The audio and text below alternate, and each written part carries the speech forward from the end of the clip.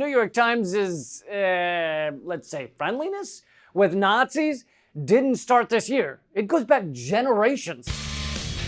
In the lead up to World War II, after the world had witnessed the racist, fascist spectacle that was Hitler's 1936 Berlin Olympics, where thousands gave the Nazi salute and the streets were lined with swastikas, the New York Times wrote, "Perfect in setting, brilliant in presentation, and unparalleled in performance. The Olympic Games of 1936 stand apart in history as the greatest sports event of all time."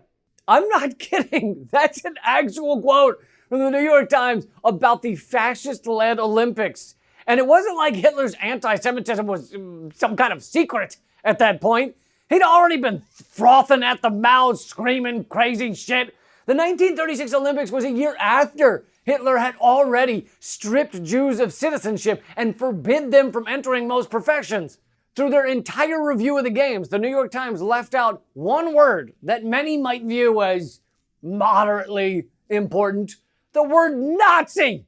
That's like going to a white supremacist bowling league event and just telling people, it was one of the best bowling experiences I've seen in my life. I feel like you're burying the lead. New York Times writer Frederick Burkall wrote that spectators of the Olympics would walk away with one impression. It said, "This is a happy nation and prosperous almost beyond belief. That Hitler is one of the greatest, if not the greatest, political leaders in the world today. And the Germans are a much maligned, hospitable, wholly peaceful people who deserve the best our world could give them." Jesus Christ.